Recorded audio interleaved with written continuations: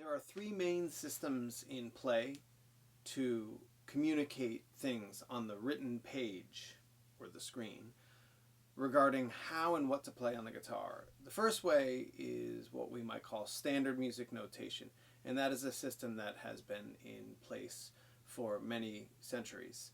In recent years, tablature and chord diagrams have become an important part of the way that we teach guitar and learn guitar. So in this video we're going to explore some of the different ways that you will encounter chord diagrams. The first thing to understand about a chord diagram, it is a visual representation of the guitar as if you were viewing it this way. It is possible to find diagrams in which they are rotated 90 degrees, but in most cases you're going to see this white plastic or bone nut, as we call it, represented by a thick black line at the top of the diagram, and then a certain amount of frets beneath that, in which you will see 6 vertical lines, those are your guitar strings, and a number of horizontal lines, usually between 2 and 4. 3 is probably the most common. It's possible that you can encounter one in which there's no nut at all. Every horizontal line looks the same as the next, and on the side will indicate which of the frets is your reference. So if you had to show someone how to play a chord, say in the middle of the guitar neck, you don't want to waste a bunch of ink and paper and spacing by including the nut and then having nothing in play for the first few frets and all of the activity happening up here. You just cut that part out of the equation. So in the beginning there's a little bit of a learning curve because you're seeing a chord represented by a vertical layout, but you're playing the guitar in a horizontal layout. And that's what I meant by it's possible to find a different orientation sometimes, and to be honest, I think in only 1 or 2 occasions in all the years have I seen a horizontal layout, which is meant to better reflect how we interact with the guitar neck, but for better or for worse, the vertical layout is the norm.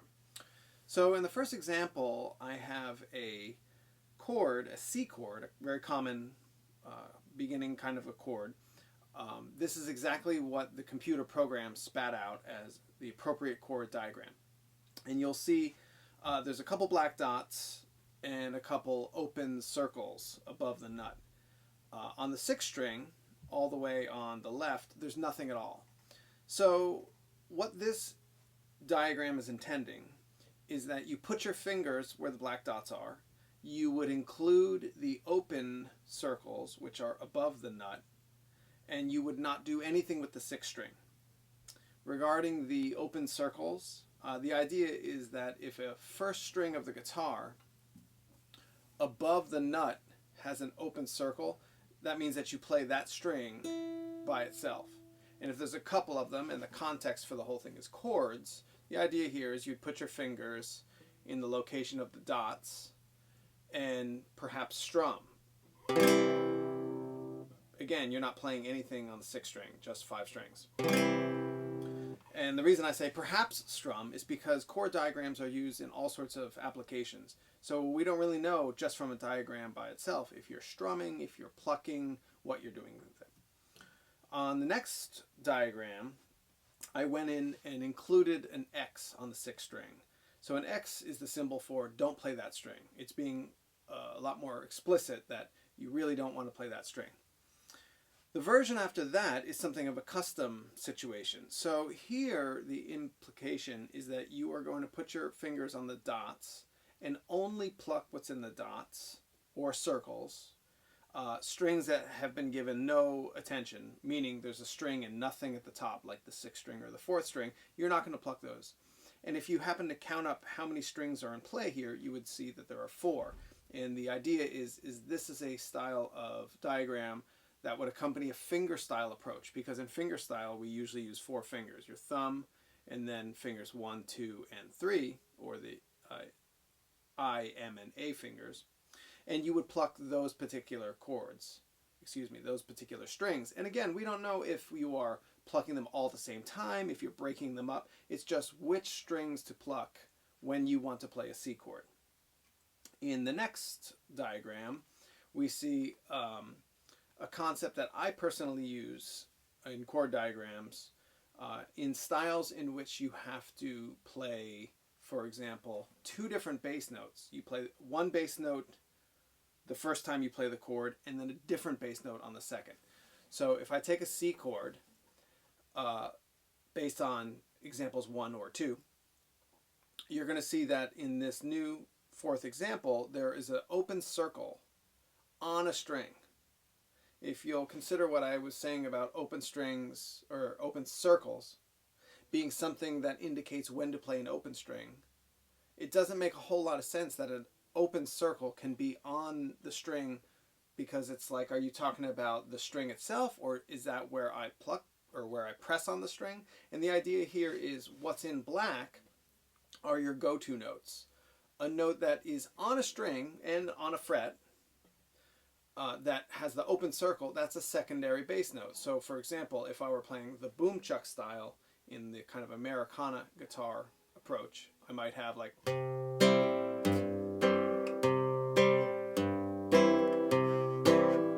and you can see that my thumb is alternating between what would be this black note and then this open sixth string. Excuse me, this the open circle on the sixth string. It does get a little confusing.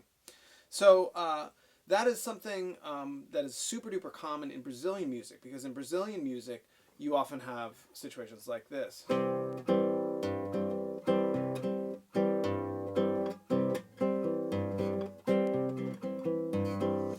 Where the motion of the bass is an important part of the style. So this is something that, if you want to really spell it out for someone, tabs is often the way to do this. Tablature tells you exactly what to play, when to play it.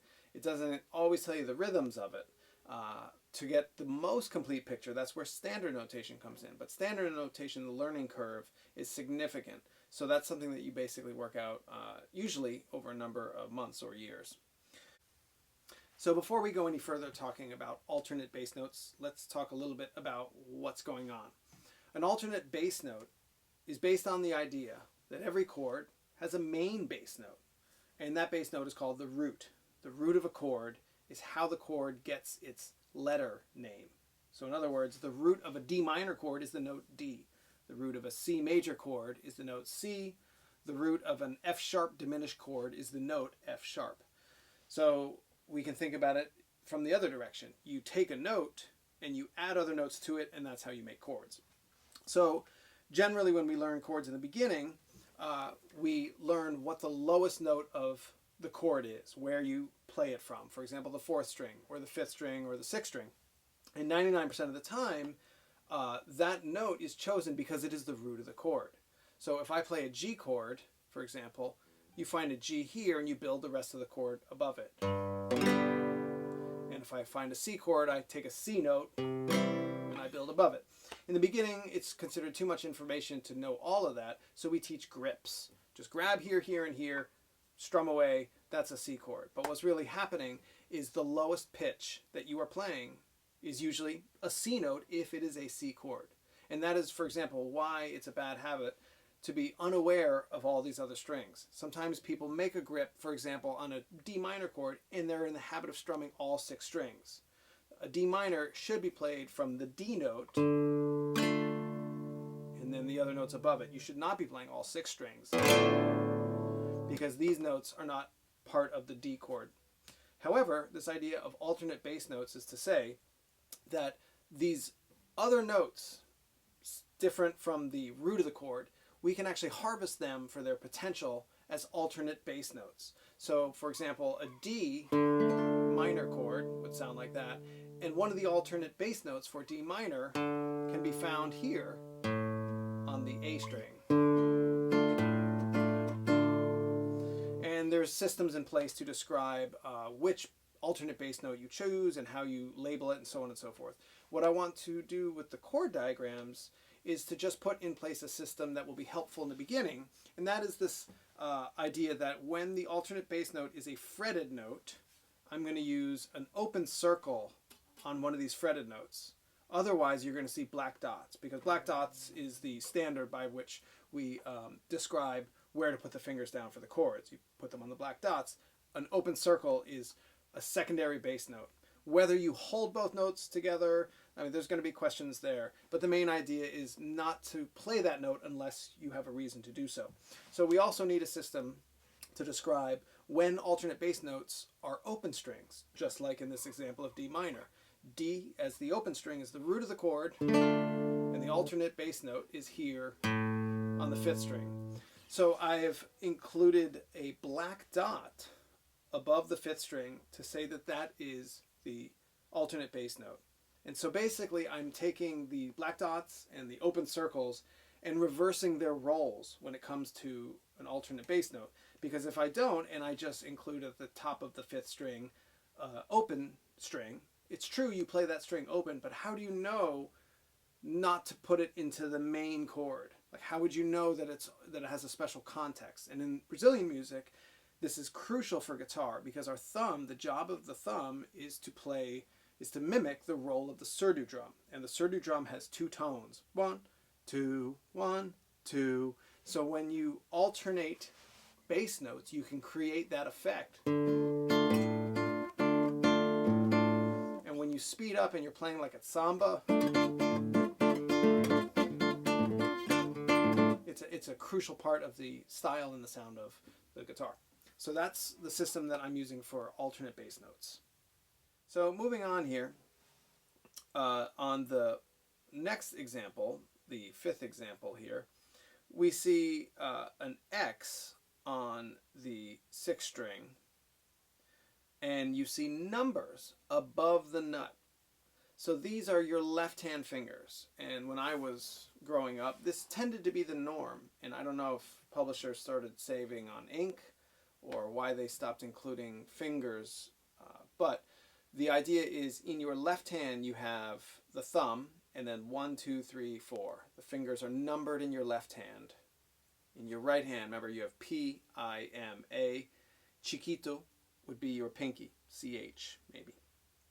In the left hand, or the fretting hand, you have thumb, 1, 2, 3, 4. So numbers written above the nut, remember that thick black line, those are telling you which are the fingers that you are using to push down on these black dots. And the final example, sometimes you see this, instead of black dots, the actual numbers are written in. The downside here is the number 1 often looks like a line. It's hard to see that number 1. Sometimes you'll see the the number encircled so that it's really clear. So these are some of the different things, and the biggest challenge with chord diagrams is that they're not really meant to reflect the different ways that we deal with chords. If I take a C chord and I arpeggiate it, well, if I use my 4 fingers and I take a standard C from a diagram, right away I see that there's typically 5 strings in play. So how do I know which strings to play? Very often that's the creative part that's up to you. Very often if there's singing involved, there might be a preference. In other words, if you have a female singer, which tends to have a higher range, some people say it's good to get out of the way of that. So if you are playing 4 strings of the C chord, you might omit the highest pitched string because that tends to be in the female vocal's range. On the other hand, some female vocals like that. So it's kind of endless situations that determine which of the strings you might play. Another situation is, let's say you have 6 notes that are part of your chord and you are doing the alternating bass. You kind of have to predetermine that situation. You have to know, well, I'm going to play with my thumb, my right hand thumb. I'm going to pluck 2 different strings, alternating bass notes. And there may not be a situation in the chord diagram where there's any preference or any way to know which of the 2 strings that you might be playing. For that matter, some people alternate basses with multiple strings, something like this. All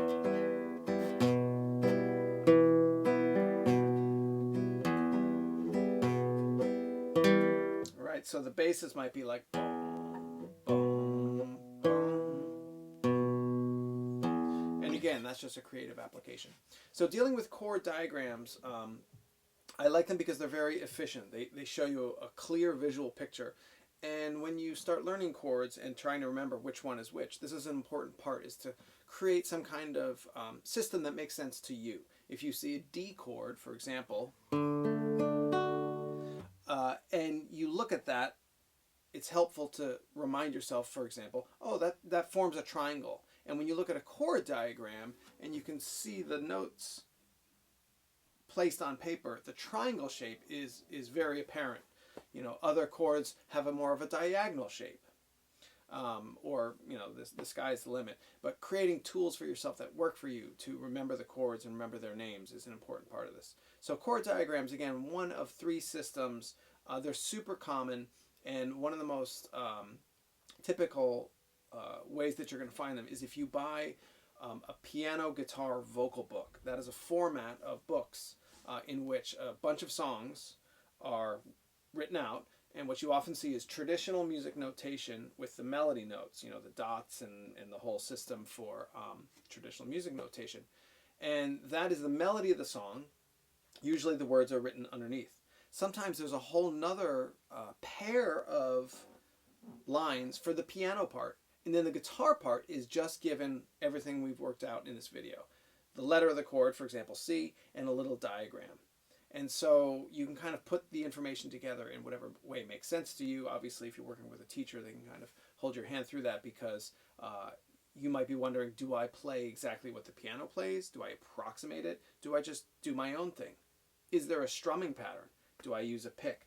Do I strum with my fingers? Do I pluck the strings? Do I arpeggiate? These are all the amazing ways that we can express these beautiful chords through the instrument. But over the years, guitar players have really kind of served different needs. For someone trained in perhaps like a classical guitar methodology, it's expected that you learn traditional music notation.